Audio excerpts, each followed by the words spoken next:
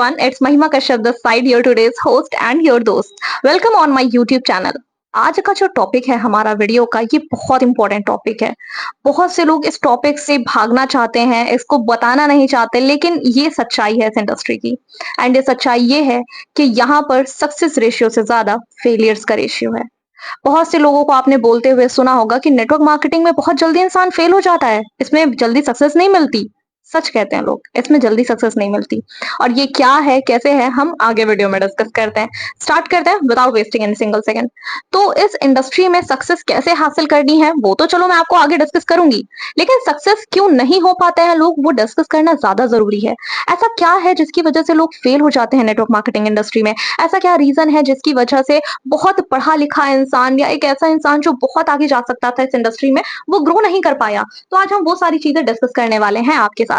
देखो, network marketing एक ऐसी इंडस्ट्री है जो कहते हैं ना कि आपको फर्श से लेकर अर्श तक का सफर बहुत आराम से करवा सकती है. आपने बहुत से लोगों को सुना होगा कि भाई यहाँ पर आप 50 साल का पैसा 5 साल में कमा सकते हो. सच बोलते हैं लोग, लेकिन एक सच ये भी है कि वो 50 साल वाली मेहनत आपको 5 साल में करनी पड़ेगी. आपको थोड़ी सी चीजों को अंडरस्टैंड करना होगा. लोग इस पर्टिकुलर इंडस्ट्री में, जो इतनी बहुत ही खूबसूरत इंडस्ट्री है, बहुत बेहतरीन इंडस्ट्री है, उसमें फेल इस वजह से हो जाते हैं बिकॉज उनके पास एक अनरियलिस्टिक एक्सपेक्टेशन होती है. वो सोचते हैं कि आज मैंने ज्वाइन किया, अब मेरे पास 2 से 3 महीने के अंदर BMW आ जाएगी और बिल्कुल पैसा ही पैसा होगा. सुना होगा ना, अद्धा पैसा होगा, बहुत पैसा कमाएंगे, बहुत अमेजिंग इनकम को अर्न करना शुरू करेंगे, बिल्कुल पैसों के भाई बारिश हो जाएगी. ऐसा कुछ नहीं है. ऑल्दो सब सच हो सकता है, लेकिन आपको कम से कम मेहनत करनी पड़ेगी. 5 साल, 7 साल, 8 साल, 10 साल आपको कंसिस्टेंसी के साथ मेहनत करनी होगी. अगर आप ये सोच रहे हो कि आज मैंने शुरू कर दिया है, आज मैंने ज्वाइनिंग कर लिया है इस पर्टिकुलर इंडस्ट्री में, अब बस 3 महीने के अंदर गेम घुमा देंगे. 3 महीना? सीरियसली यार, 3 महीना? एक बच्चा भी डिलीवर नहीं होता 3 महीने में. आप क्या बात कर रहे हो सक्सेस की? 3 महीने में आपको कोई डिग्री नहीं दे सकता. 3 महीने में आपको कोई अपनी लड़की की शादी करके नहीं दे सकता. आप 3 महीने में क्या बात कर रहे हो? सक्सेस चाहिए यार. 3 महीने नहीं यार, कुछ नहीं होता इतने में. 3 महीना तो आपको इस इंडस्ट्री के बारे में सिर्फ नॉलेज लेते हुए लग जाएगा, सिर्फ सिस्टम की अंडरस्टैंडिंग करते हुए लग जाएगा, ट्रेनिंग्स को प्रॉपर उसके शेड्यूल जानने में लग जाएगा. अगर आप इस इंडस्ट्री में आ रहे हो तो आपको एक चीज को बहुत ध्यान से अंडरस्टैंड करना होगा कि आप अनरियलिस्टिक एक्सपेक्टेशंस के साथ मत आओ. उम्मीद करो, उम्मीद इस चीज की करो कि हो सकता है भाई ना, मैं नेक्स्ट मंथ से एक अच्छी इनकम, मतलब एक जो एवरेज इनकम होती है 10-12 हजार कमाना शुरू कर सकता हूँ, लेकिन उससे पहले सीखना होगा. और सेकंड पॉइंट भी हमारा ये है कि लोग ट्रेनिंग्स को नहीं लेना चाहते, लोग सीखना नहीं चाहते. यार सीखना, आप एक बात सोचो कि अगर आप सेकंड, थर्ड, फोर्थ क्लास के बच्चे भी हो, तो आपका जो क्लास प्रमोशन हुआ है, दैट मीन्स अगर आप फोर्थ क्लास से फिफ्थ क्लास में आए हो, आप एग्जाम देकर के आए हो, और उस एग्जाम को देने के लिए आपको सीखना तो पड़ा होगा. बिना सीखे तो कोई ग्रोथ नहीं ले सकता. ठीक है, बिना सीखे आप कैसे ही ग्रोथ ले सकते हो? किसी भी सेक्टर में, किसी भी इंडस्ट्री में आपकी ग्रोथ कैसे हो सकती है बिना सीखे? राइट. तो आपको सीखना तो पड़ेगा. लोग यूजुअली इस पर्टिकुलर इंडस्ट्री की ट्रेनिंग्स को स्किप कर देते हैं, है ना. आपकी टीम में भी बहुत से ऐसे लोग होंगे जो इवनिंग सेशंस को या मॉर्निंग सेशंस को मिस कर देते होंगे, ये बोलकर सुबह के सेशंस में यूजुअली ये बोल देते हैं, I am so sorry ma'am, actually मैं उठ नहीं पाया था, actually I am so sorry, उस वक्त मैं ट्रैवलिंग कर रहा था, आई एम सो सॉरी, शाम के सेशन को मैं इस वजह से मिस नहीं कर पाया बिकॉज दोस्त के साथ जाना पड़ गया था, डॉक्टर के पास जाना पड़ गया था. बहुत से एक्सक्यूजेज हैं. अगर ट्रेनिंग्स को आप सीरियस नहीं ले रहे हो, अगर आप सीखने के लिए सिंसियर नहीं हो, देखो यार सीधी सी बात है, बिना सीखे आप अठन्नी नहीं कमा सकते. सीखना तो पड़ेगा. कहते हैं ना, जिसने सीखना बंद किया उसने जीतना बंद किया. तो आपने सीखना तो पड़ेगा. बिना सीखे आप ग्रोथ नहीं ले सकते. इस इंडस्ट्री में क्या, कहीं और पर कहीं भी नहीं ले सकते. ये तो वो वाली बात हो गई, यूपीएससी के लिए हमने फॉर्म डाल दिया है, हम पढ़ाई वढ़ाई नहीं करेंगे, आखिरी में जाकर एग्जाम दे आएंगे और यूपीएससी टॉप कर देंगे, पूरे पूरे भारत को हिला कर रख देंगे कि भाई भाई पैसा ही पैसा है. नहीं हो सकता ना. सीखना तो पड़ेगा. इसके अलावा क्या है, लोगों के पास ना रिजेक्शन का फेयर बहुत ज्यादा होता है. लोग डरते हैं कहीं कोई इन्हें ना ना बोल दे. ना एक ऐसी चीज है, no is like a fuel in this industry, है ना. कहते हैं कि आप जितनी ना को सुनते जाते हो, आप उतने पक्के होते जाते हो, आपकी स्किल्स उतनी ही मजबूत होती जाती हैं. और अगर कोई पर्सन आज आपको नहीं ज्वाइन कर रहा, वो कल कर लेगा, परसों कर लेगा, 1 साल बाद, 2 साल बाद, 1.5 साल के बाद ज्वाइन कर लेगा. लेकिन ना सुनना सीखो. और ना एक ऐसा शब्द है इस इंडस्ट्री की, मैं क्या बात करूं, अगर आपसे मैं आउटर वर्ल्ड में भी बात करती हूँ तो यूजुअली लोग ना नहीं सुन पाते. ना को कहते हैं ना को पचाने के लिए बहुत बहुत मजबूत हाजमा लगता है, बहुत अच्छा डाइजेशन सिस्टम लगता है उसको ना को पचाने के लिए, जो यूजुअली लोगों के अंदर नहीं है. आप यूजुअली जो क्राइम्स भी देखते होगे वो इस वजह से होते हैं क्योंकि किसी ना किसी को मना कर दिया. ना सुनने के लिए बहुत मेहनत लगती है यार. ये कहने को तो सिर्फ एक शब्द है, लेकिन एक इंसान ना जब ना सुनना शुरू करता है, उसे लगता है यार क्या मैं कैपेबल नहीं हूँ? क्या ये अपॉर्च्युनिटी अच्छी नहीं है? यार देखो सिंपल सी बात है, सब सही है, सिर्फ आप मेहनत करते जाओ। हर जगह एक रेशियो निकल कर आता है, आप उस रेशियो को झुठला नहीं सकते। अगर एक दुकानदार सुबह अपनी दुकान को खोलता भी है ना, तो वो शाम तक कम से कम 50-60 लोगों की ना सुन चुका होगा, तब उसने जाकर थोड़ा सामान बेचा होगा, राइट? अब आप ये बताओ, आपने बहुत से शोरूम्स देखे होंगे, शॉपिंग मॉल्स देखे होंगे, ट्रेंड हो गया, ज़ूडियो हो गया एंड ऑल, पता नहीं क्या-क्या, ठीक है? आपको कभी भी ऐसा हुआ है आपके साथ कि आप ट्रेंड्स में गए या ज़ूडियो में गए और आप बिना शॉपिंग करे भी वापस आए होंगे, है ना? क्या पता आपको कलेक्शन ना अच्छा लगा हो, क्या पता आपको प्राइसिंग ना अच्छी लगी हो, क्या बहुत सी चीज़ें हो सकती हैं वहाँ पर, ठीक है? तो it's a form of no only कि आपने वहाँ पर कुछ नहीं परचेज़ किया। हर आने वाला पर्सन खरीद कर नहीं जाता, you have to understand this thing in your mind.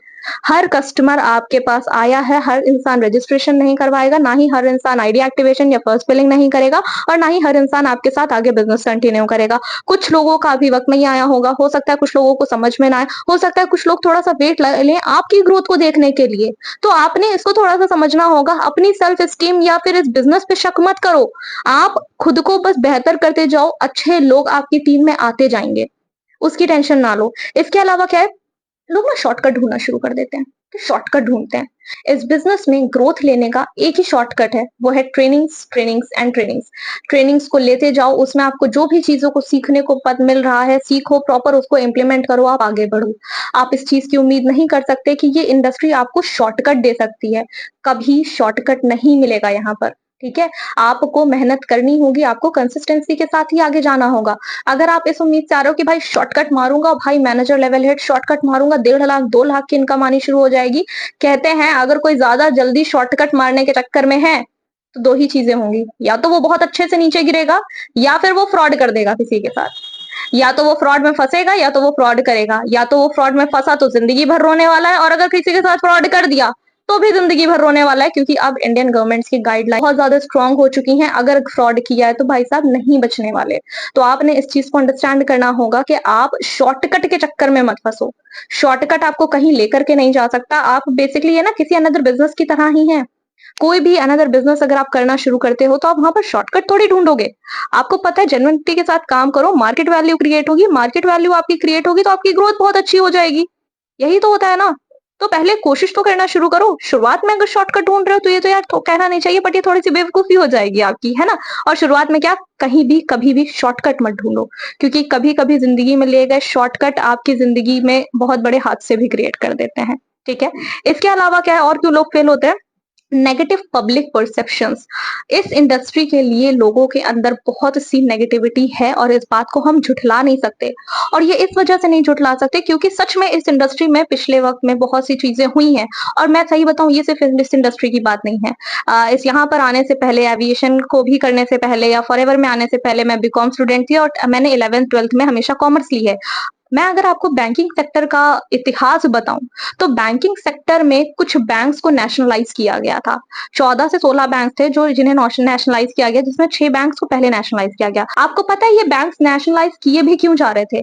ये बैंक्स इस वजह से नेशनलाइज किए जा रहे थे बिकॉज उस वक्त बैंक्स क्या करते थे, लोगों का जो भी प्राइवेट बैंक्स होते थे वो अपने बैंक में कस्टमर्स को अट्रैक्ट करने के लिए ज्यादा से ज्यादा क्या करते थे, इंटरेस्ट पे करते थे, ठीक है? ज्यादा से ज्यादा इंटरेस्ट पे करते थे और ज्यादा से ज्यादा इंटरेस्ट पे करने के चक्कर में वो उनका दिवालिया निकल जाता था, ठीक है? क्योंकि आप एक बात सोचो, अगर आपके पास 100 रुपए आया है बैंक में, ठीक है? टोटल मिलाकर अगर आपके पास 100 रुपए आया है, आपके पास अभी कोई ऐसा सिस्टम नहीं है कि आप उसको अपग्रेड कर सको या उस पैसे को अगर आप किसी को लोन पे दे सको, अगर आपके पास ऐसा बेसिकली सिस्टम नहीं डिजाइन किया हुआ है आपने, ठीक है? तो आप एक्स्ट्रा पैसा नहीं अर्न कर सकते और जब आप एक्स्ट्रा पैसा खुद नहीं अर्न कर रहे हो तो सामने वाले को हायर रेट ऑफ इंटरेस्ट आप कैसे पे करोगे जब आप किसी पे और किसी अनदर पर्सन पे हायर रेट ऑफ इंटरेस्ट लगा नहीं रहे हो। तो यही हो रहा था। उस वक़्त क्या हुआ कि जब ये जो भी बैंक्स एंड ऑल थे क्या कर रहे थे, जैसे ही दिवालिया हो रहे थे या जो भी पर्सन क्या करते थे, अपनी ज़िंदगी की जमा पूँजी उन्होंने बैंक में डाली, पता चला रातों-रात बैंक ही गायब हो गए। रातों-रात बैंक गायब हो गए और उस वक़्त ये चीज़ बहुत ज़्यादा कॉमन हो चुकी थी, तो लोगों ने बैंक्स पे ट्रस्ट करना खत्म कर दिया। ट्रस्ट करना बिल्कुल छोड़ ही र चुके थे वो, है ना? उन्हें लगता था कि भाई इससे अच्छा ज़मीन में गड्ढा खोद कर अपना पैसा वहाँ डाल दो लेकिन बैंक में मत डालना क्योंकि ये पैसा लेके भाग जाते हैं, ठीक है? दैट वाज़ द रीज़न कि उस वक़्त गवर्नमेंट ने क्या किया, कुछ बैंक्स को नेशनलाइज़ किया।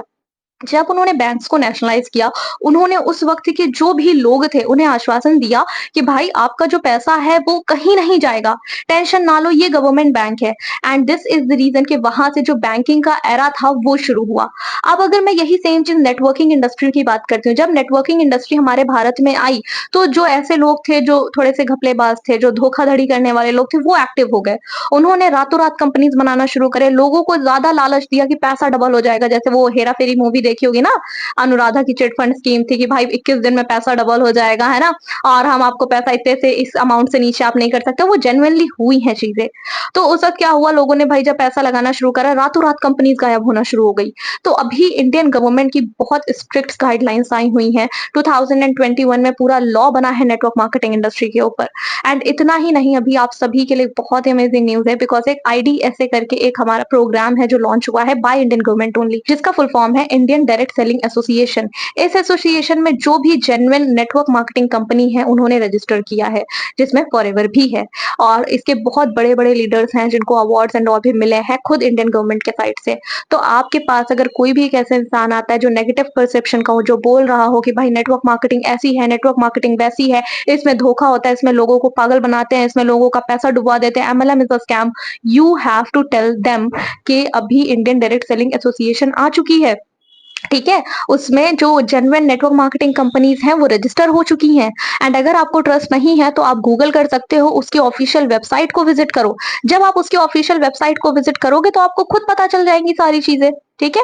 आपको खुद पता चल जाएगा। आपने ये चीज़ बतानी है, ओके? जब आप इस चीज़ को बताओगे, आप उन्हें प्रॉपर्ली अंडरस्टैंड करवाओगे, तो मार्केट में एक जो नेगेटिविटी फैली हुई है नेटवर्क मार्केटिंग के लिए कि भाई नेटवर्क मार्केटिंग ऐसी होती है, वैसी होती है, वो भी चली जाएगी। लोगों का ये होता है कि वो कंसिस्टेंट नहीं होते हैं काम को लेकर। अब एक बात बताओ यार, जब आप खुद कंसिस्टेंसी के साथ काम ही नहीं कर रहे हो, तो आप उम्मीद भी कैसे कर सकते हो कि पैसा आए? और पैसा ना आए, वो उम्मीद करते हैं आधे पैसे की, है ना? कि भयंकर पैसा आएगा, काफ़ी अच्छे अमाउंट को अर्न करेंगे।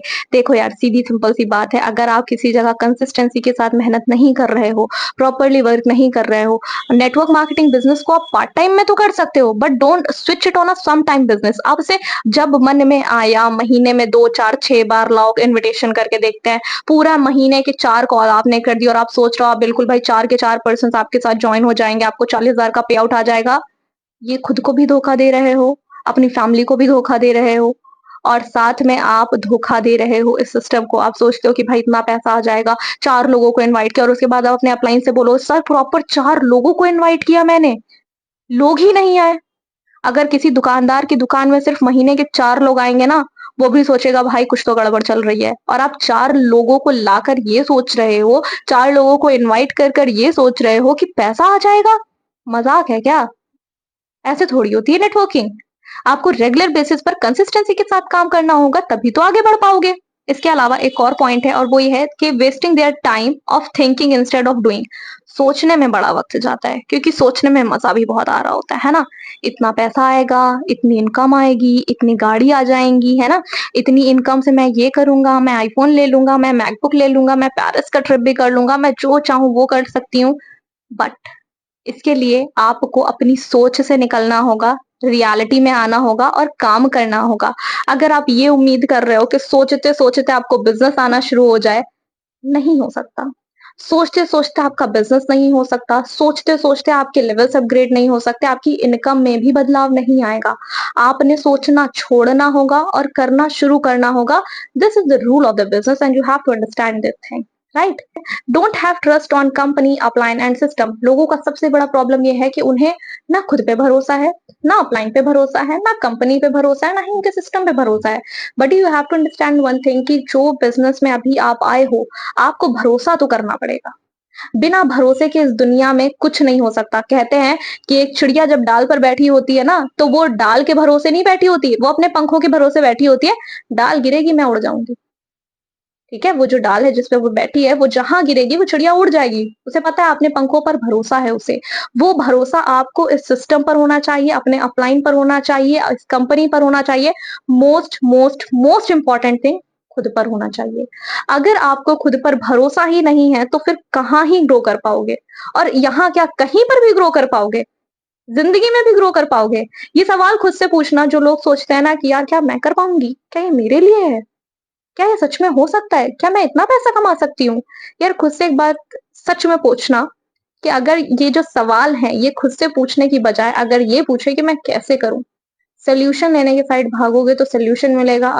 सवाल कर रहे हो तो सही करो। जो लोग होते हैं ना वो डेली एक्शन प्लान्स को नहीं क्रिएट कर रहे हैं।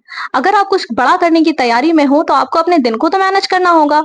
बहुत से ऐसे लोग हैं जो स्टूडेंट हैं इस बिजनेस में, हाउसवाइफ्स हैं, वर्किंग प्रोफेशनल्स हैं और वो अपना टाइम नहीं मैनेज कर पा रहे हैं। अभी जो प्रेजेंट टाइम है ना उसमें जो पार्ट टाइमर्स छोड़ो फुल टाइमर्स भी टाइम नहीं मैनेज कर पा रहे हैं।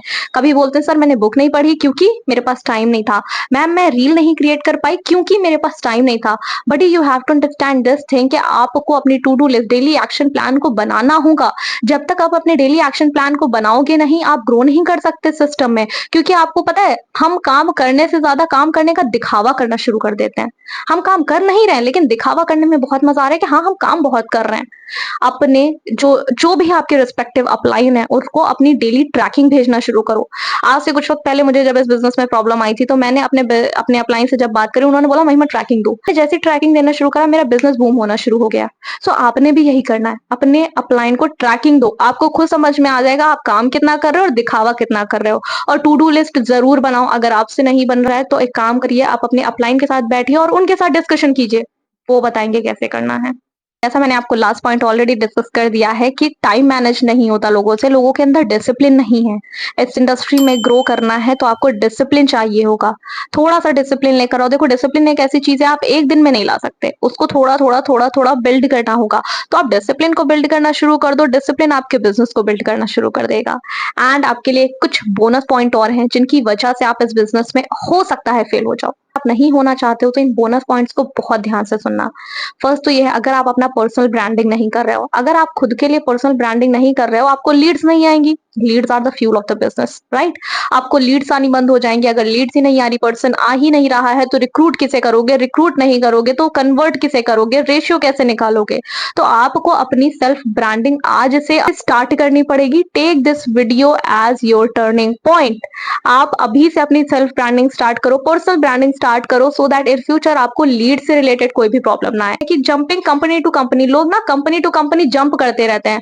आज इस कंपनी में, कल उस कंपनी में, परसों उस कंपनी में, नरसों उस कंपनी में। मतलब सोचते हैं कि इस कंपनी का प्लान अलग होगा, दूसरा उस कंपनी का प्लान अलग होगा। फॉर श्योर हर कंपनी का प्लान अलग है, लेकिन हर कंपनी में एक चीज कॉमन है, वो है आप। अगर आप एक कंपनी से दूसरी कंपनी में जंप कर रहे हो तो आपके लिए प्रॉब्लम अराइज हो रही है और किसी के लिए नहीं। क्योंकि जब तक आप जंप करते रहोगे आप ग्रो नहीं कर सकते। और जब आप ग्रो ही नहीं कर रहे हो क्योंकि आपने स्टेबिलिटी ही नहीं दिखाई, जहां पर आप रुके ही नहीं आप वहां पर ग्रोथ करने के बारे में सोच भी कैसे सकते हो? एंड लास्ट जो पॉइंट है वो ये है, लोगों का वाई ही क्लियर नहीं है। People don't have clear why they have to do this business. अपना वाई क्लियर करो, हाउ अपने आप क्लियर हो जाएगा। क्यों करना है ये क्लियर करो, कैसे करना है अपने आप क्लियर हो जाएगा। So this is all from my side for the today's video and I hope this video have genuinely helped you. आपने इन चीजों को प्रॉपरली अंडरस्टैंड करना है और अपने अंदर देखना है कहीं इनमें से कोई क्वालिटी आपके अंदर तो नहीं जनरेट होना शुरू हो चुकी है। अगर जनरेट हो रही हो तो अभी से उसको हटा दो, ताकि आगे जाके आपको रोना ना पड़े कि यार बिजनेस तो बहुत अच्छा था, शायद मुझ में कमी रह गई। So take it serious and I will see in the next video. Bye.